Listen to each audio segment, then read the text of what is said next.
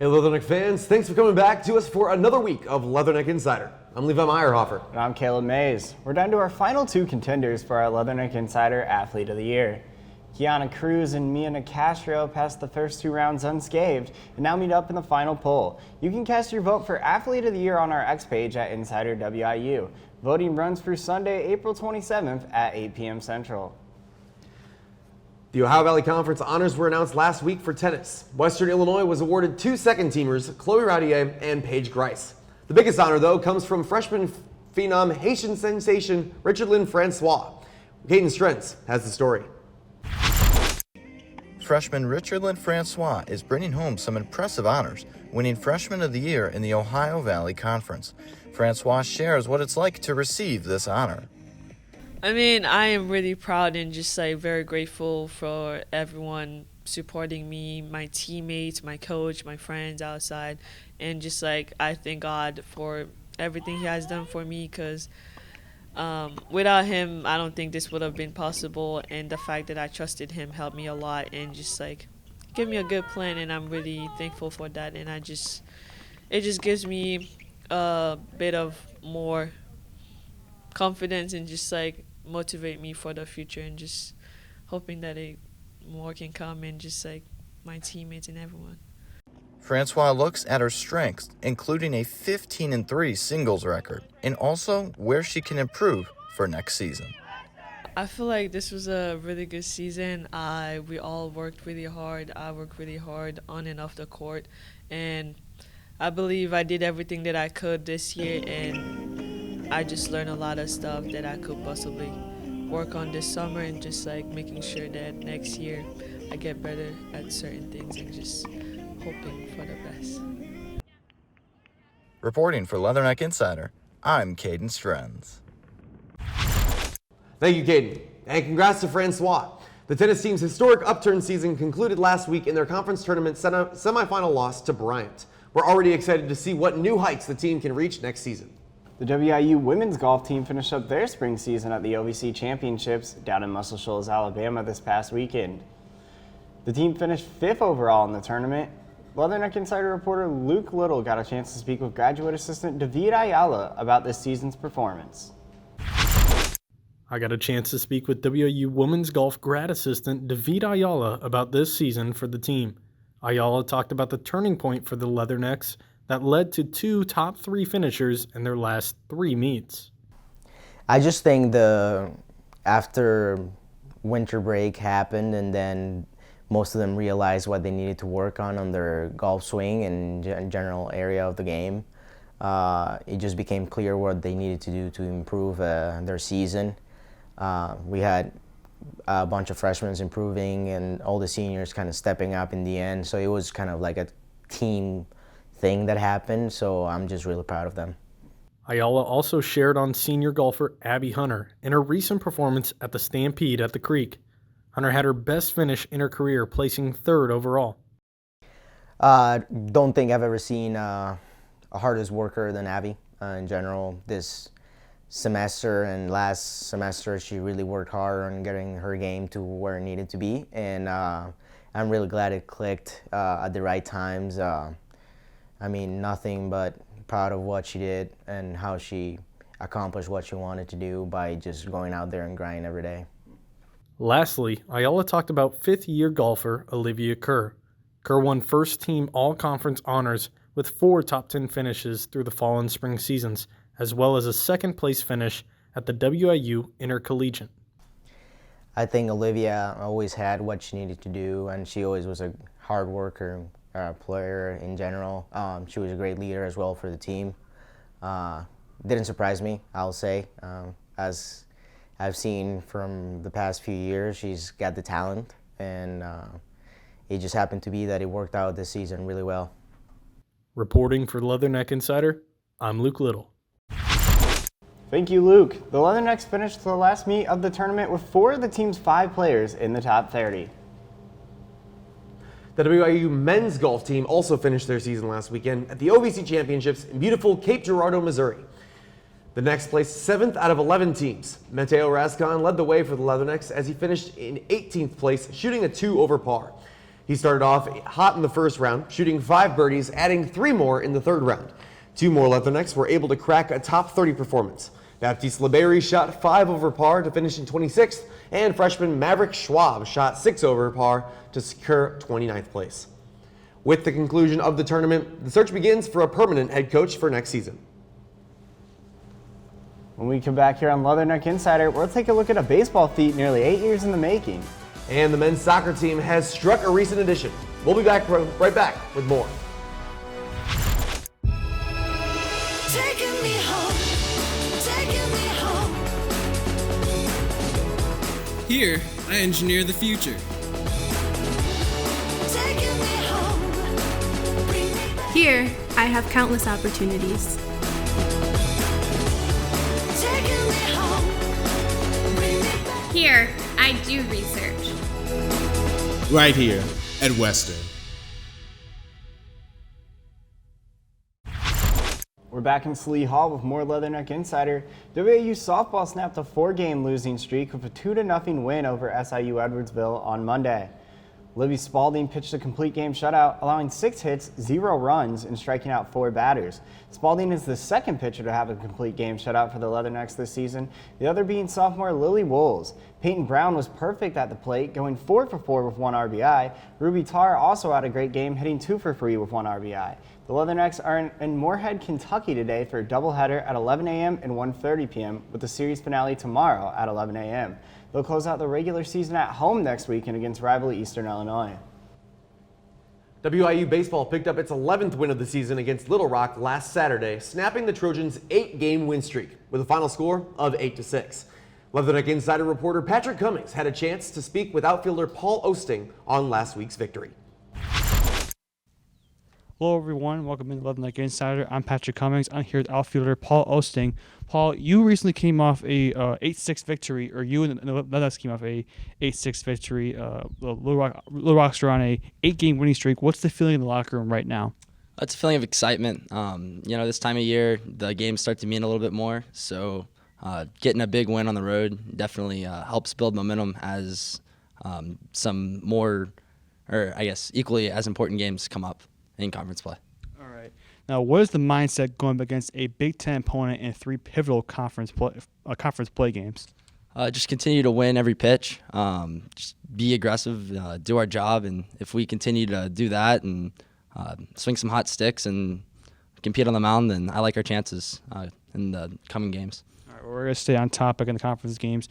There will be a notable alumni in attendance. Do you feel any excitement or pressure? It'll be cool. We got to meet a lot of them at our first pitch dinner, so it'll be nice to have them at the field this weekend, and it should add to the energy of this coming up weekend against Lindenwood. All right, Paul, any final thoughts before we conclude? No. All right. This is Patrick Cummings reporting from Leatherneck Insider. Thanks, Patrick. On Tuesday, Leatherneck baseball also did something it hadn't done since May 2nd, 2017. Beat a Big Ten team. Up 4-0 after 4.5 innings, the Leathernecks cruised to a 7-3 victory over the Iowa Hawkeyes, the last Big Ten team that they had beaten. Creighton Morse, Kenneth Perez, and Kyrie Alexander tacked on 2 hits apiece. Pitchers Carson Stotler and Billy Humphrey combined to hurl 8 strikeouts. Our purple and gold face off against the Lindenwood Lions today during Alumni Weekend at Alfred D. Boyer Stadium. First pitch is scheduled for 1:05 p.m. The WIU men's soccer team announced one additional signing to the 2025 class, senior goalkeeper from Jefferson City, Missouri, Drew Heller. Heller spent the last few seasons playing for one of the most competitive youth teams in the Midwest, St. Louis Scott Gallagher, in the MLS Next program, a program that has sent 24 players to compete for national teams. Heller will join the Leathernecks after his senior year this spring. When we come back, we'll get the word from the track team's adventures in Lawrence, Kansas. Stay tuned.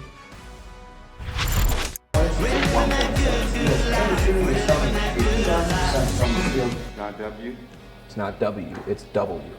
W. W. That's what I've been stressing out about the most so far. It's saying W because I know it's something you're going to say there.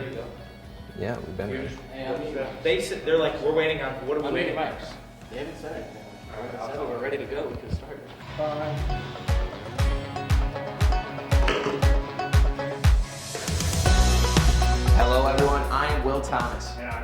athlete. Welcome to this week's edition of Leatherneck Insider.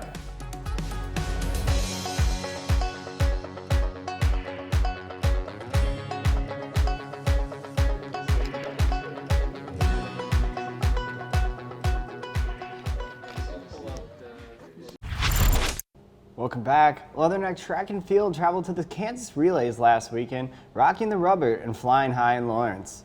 The women's 4x800 meter relay team, consisting of Lydia Bennett, Greta Searin, Hannah Steinmeier, and Elena Caesar, placed 4th overall. Bennett and Searin also placed 5th and 10th respectively in the women's 1500 meter run, while Madison Trevina placed 7th in the 5000 meter run. Kelsey Hutchins now sits at 10th on the WIU pole vault leaderboard, following her top 10 jump of 11.75 meters. The men's 4x800 meter team placed 8th overall with legs of Richard Brown, Eason Comer, Sean Hudspeth, and Robert Perry. Hudspeth and Perry each placed in the top 10 of the 1500 meter run as well. Cage Davison placed 5th in long jump, and one Leatherneck even had people saying, "It's a bird, it's a plane." Nope, it's Arnie Grunert, whose 5.62 meter pole vault catapulted him to first place finish and a new Western Illinois school record. This week's track competitions include the Drake Relays and the Kip Janford Open at Simpson College. You can find results at goleathernecks.com.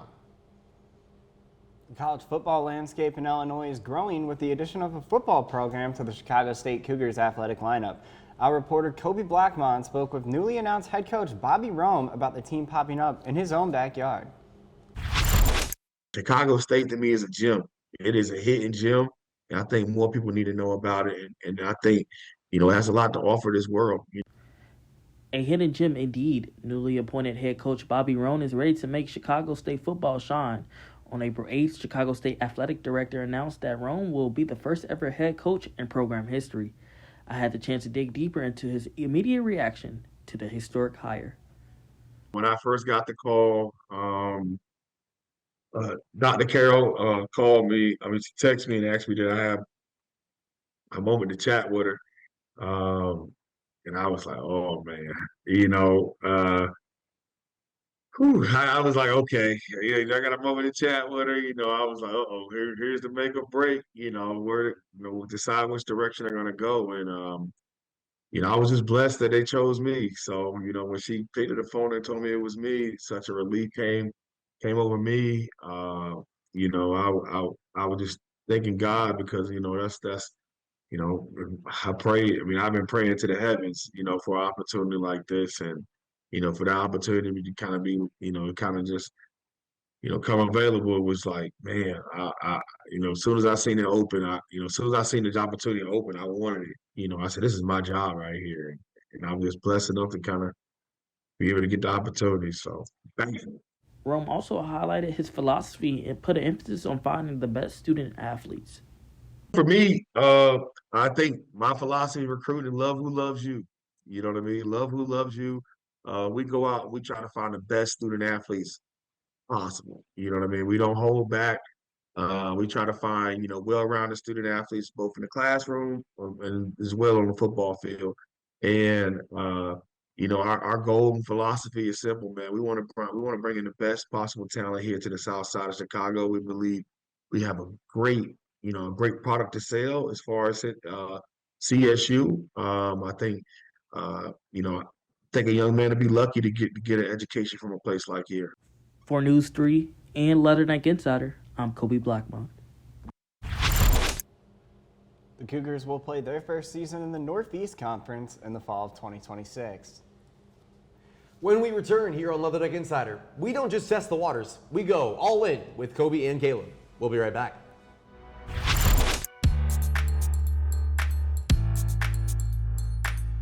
Your vision. My goal is to work at a top 100 television station as a reporter, anchor, and a producer. Our mission. Thanks to Western, I have a resume that would beat out most students from the top journalism schools in the country. This is Western Illinois University. I am a success story. I am a Leatherneck.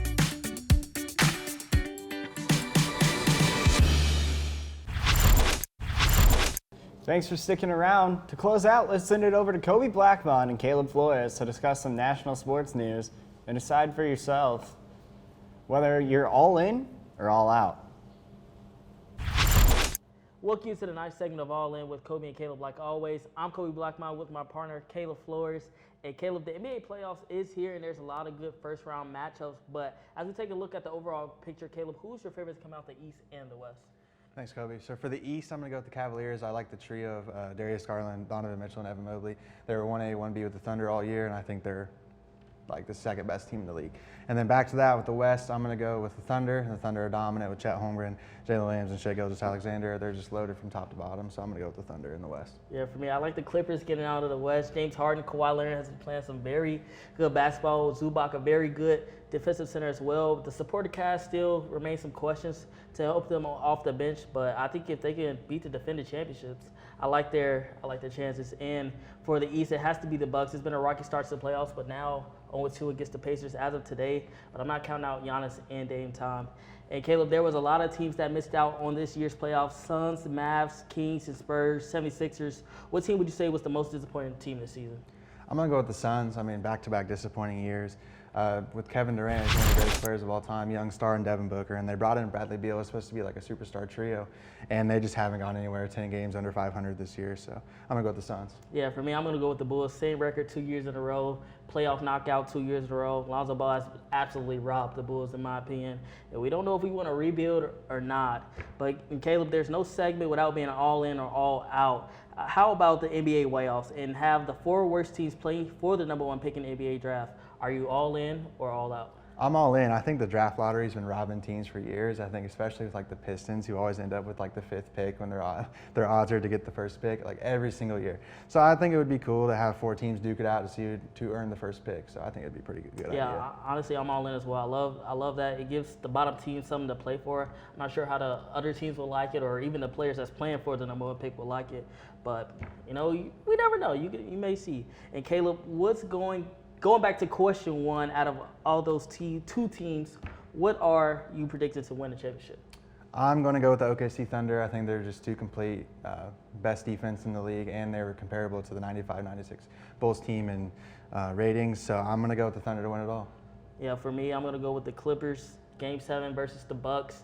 Dame Dollar hitting the step-back 3. He's done it before. Why not again? That's going to wrap it up for this segment of All In with Kobe and Caleb. Have a great weekend, Macomb. Thank you, Kobe and Caleb. And I think, Levi, that I'm also going to have to go with the OKC Thunder to keep running roughshod over the NBA. Well, folks, thanks for hanging out with us today here on Leatherneck Insider. Come back next week for our final show of the semester. Follow us on X, Instagram, and TikTok, and head to goleathernecks.com for more Leatherneck news. And for our final time on Leatherneck Insider, I'm Caleb Mays. And I'm Levi Meyerhofer. This is Mays and Hoff signing off. Peace out, Macomb.